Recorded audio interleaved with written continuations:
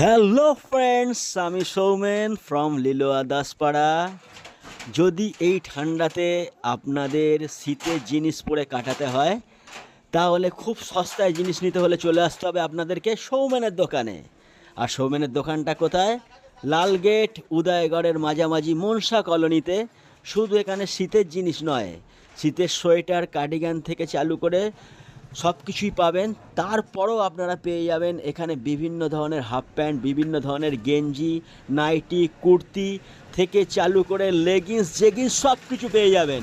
তো খুব সস্তায় সব নিতে হলে আপনাদের এক্ষুনি চলে আসতে হবে সৌমেনের দোকানে, উদয়গড় লালগেটের মাঝামাঝি মনসা কলোনিতে। Thank you.